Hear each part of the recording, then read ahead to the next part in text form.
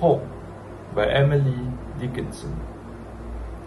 Hope is that thing we feather that perches in the soul and sing the tunes without the words and never stop at all.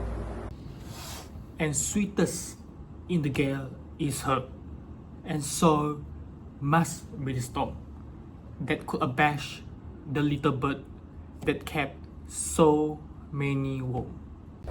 I've heard it in the chillest land and on the strangest sea. Yet never in extremity it asks a crumb of me. So for initial impressions, we will be going to our first point, which is uplifting tone. So for uplifting tone, it gives a gentle and comforting feelings right away, which give the reader a sense of peace. So for our second point, which is brilliant extended metaphor.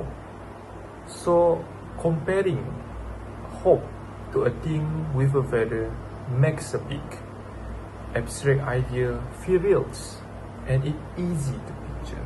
Moving on to our third point, which is intimate yet universal.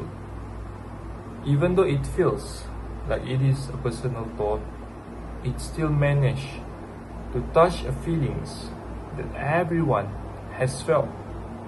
For our fourth point, which is distinctive visual pacings. So the use of many dashes in the poems actually makes the poem feel light and fluttery, just like a bird's with her wings. So our fifth point will be lingering comforts. The readers will walk away with a feeling that hope is small, but the powerful force will live inside you. For themes and message, we will be moving to our first point, which is the indestructible resilience of hope, which means hope is tough where it thrives during gales, which is hard time. That means that hope is actually tough than what it looks like. Moving on to our second point, which is the unconditional nature of hope, where we know that hope is purely selfless. That means that hope will always give us strength in a cheerless land, but it did not expect or want anything in return.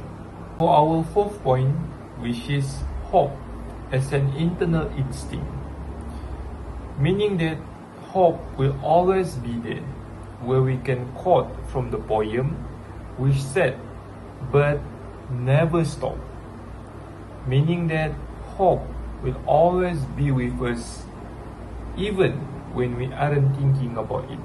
Lastly, our fifth point, which is a feeling beyond logics, which means that hope is actually beyond our logics, or we can quote from the poem saying that it sings a words without tunes, showing that hope is a feeling that cannot be explained with facts. For structure and form, we can first look at from stanza and meter, where we can see that the hymns is like a meter, where the rhythms kind of sound like a church song, which make the poem steady and spiritual. We can look this into detail through the example given beside me.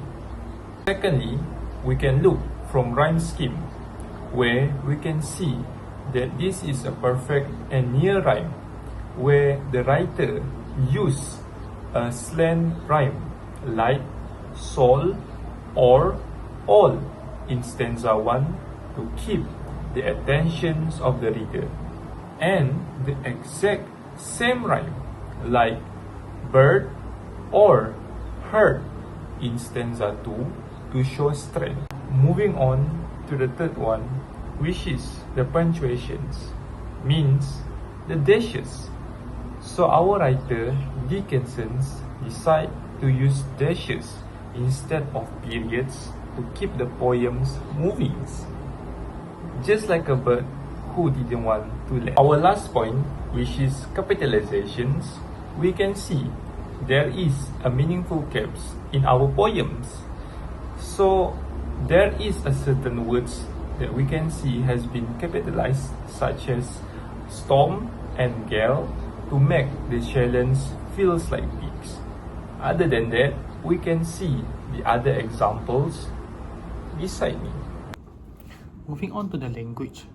In the first stanza, the poet used metaphor in the first lines of the first stanza, where it reads, "Hope is the thing with feathers." Here, hope is compared with bird because the thing with feathers is obviously referring to a bird. And it also means that the poet is also trying to say that hope is alive and continues to present in the human soul.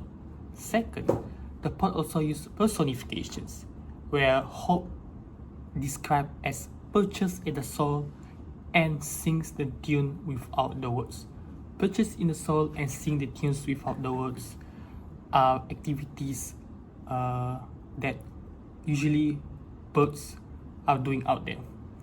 And what the poet were trying to say that the hope is also something that is also a living creature as compared just like a bird. In the final stanza, the poet used symbolism as evidence in the first line and the second line. The poet used the word chilliest land and on the strangest sea, where it represents difficulty and challenges in life. Finally, the poet also used hyperbole because she wrote, "Never in extremity it asks a crumb of me." It means that hope never asks something in return, even in difficult moments. For imagery, on the first stanza, Emily Dickinson used auditory imagery since she relies heavily on sound. For example, on the third stanza, she used and sings the tune without the words. The poet was trying to emphasize that hope is beyond any languages, hope is beyond any form of words. We do not need to constantly tell ourselves that things will be okay for hope to exist. We simply feel it like a background of music in the back of our mind. Therefore, this also makes hope feel gentle and comforting rather than forceful. On the second and third stanza, the poet used nature imagery since she used the words of gale, storm, chilliest land, and stranger sea. So what the poet was trying to emphasize here is that even during difficult time, even when we are facing hardship, during challenges in life, hope continues to present in our soul and it will guide us from darkness to light. In the first stanza, Dickinson introduces hope as a bird living inside the human soul. This suggests that hope is internal and natural. It continues to present within the human soul and body, and it is not something external at all. Second, the idea that it sings the tune without the word shows that hope is instinctive and emotional, and hope is not based on any logical explanation at all. It's not based on any rational reasoning at all. We don't need any explanation why we need to rely on hope. It's light that guides us through our life. And most importantly, hope never stops at all, which means hope is constant and hope is enduring, even when we are not aware of it. Therefore, the first stanza establishes that hope is a quiet but permanent creature that presents within every person. For the second stanza, Dickinson develops the idea that hope is the strongest during difficult times. She used the word gale and storm that represent hardships and emotional struggles. However, the fact that the bird song is the sweetest during a storm suggests that hope is the strongest during the times of adversity. Even though the bird is very small, even though the bird is very little, however, it's not easily defeated even under extreme storm. Then, the line kept so many warm suggests that hope also provides comfort and emotional strength to people, helping them to endure challenges during times of adversity. On the final stanza, Dickinson emphasized that hope is universal and selfless. She used the word on the cheerless land and on the stranger's sea, which means that hope is present everywhere around the world on all walks of peoples, regardless of the circumstances. Hence, despite everything that the hope gives, hope never asks a crumb, which means that hope never expects anything in return. Hence, hope is unconditional and generous in nature. Hence, the stanza suggests that hope is always present, always giving comfort, and never dependent on human efforts. It always presents within us.